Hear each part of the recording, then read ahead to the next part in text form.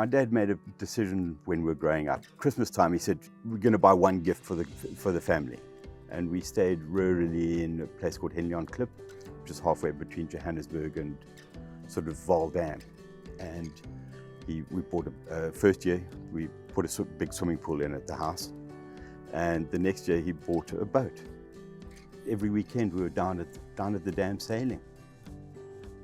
When we moved into Johannesburg, my mom was looking for a job, so she started a boat building, a chandlery called Quarterdeck, and opened it up with Barry Stevens.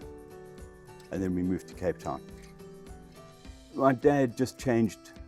He was in the construction industry, but he changed lines, and he bought a chandlery in the Marina de Gama called Sun Marine, and that had a sailing school attached to it.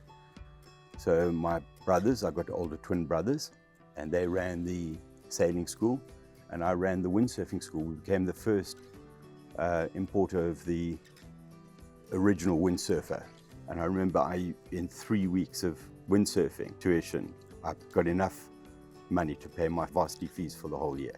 And that sort of sucked us up into the industry. So my dad had the laser agency, which is now called the Ilka. So I sailed a laser, and then I ran the windsurfing school.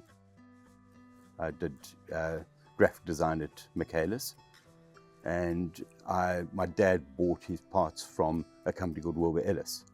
So I couldn't work in the same chandlery as my dad, so I went to Nick Hasty, who ran Wilbur Ellis, and asked him for a job. And I worked as a storeman and then up onto the front counter, and then they needed me full time. Chris then left, and I took over as yachting manager. So I worked my way up through. It took me about 10 years, 12 years. The Americans didn't believe a woman could do a job, and they fired Nancy Pierce-Jones from the Durban office, who was the director of the Durban office. She was mid-50s, so she had a lot of work life left in her. I resigned and said, Nancy, she had already started a MDM, Merchandise Distribution and Marketing Services, the full name. She had started that a year prior. And she said, I've got this business, let's get together. So she worked out of Durban, I ran out of Cape Town, and I canvassed for Ray Marine, Raytheon in those days, and got the agency off we're going. This will be our 40th year of distributing the Ray Marine product. And it's actually owned by an American defense company called Fleur, whose primary business is in thermal imaging, who's then owned by a big defense contractor in the US called Teledyne. And Teledyne develop a lot of products for just surveillance.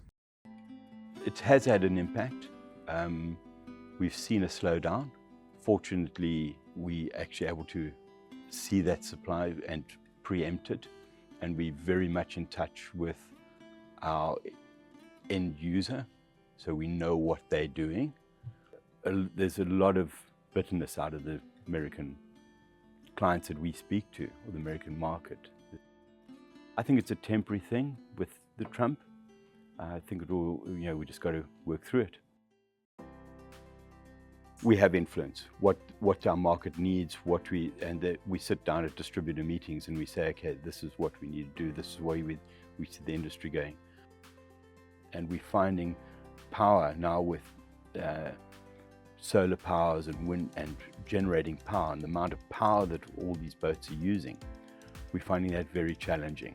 First of all, the battery storage and energy storage, that's a very growing area, and the technology is moving at such a pace. So the solar panels have caught up, they've become a lot cheaper, and that tech is sort of flatlining, but just storage, the way you pack a lithium-ion battery, whether it needs to be lithium, hydrogen, just where the components and how the storage is done. So they're repacking first-gen batteries nowadays and finding them, they can repack them get them to 98% of their original capacity, but the charging rate to get to 80% has fallen from 4 hours to 20 minutes.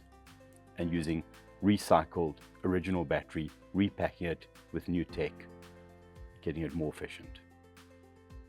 South African industry is quite well respected internationally. We were tarnished about 15 years ago, but I think we've worked through that, and I think that's where the SABEX has actually reinforced that. The boat building industry is well respected. We're still producing good bespoke boats.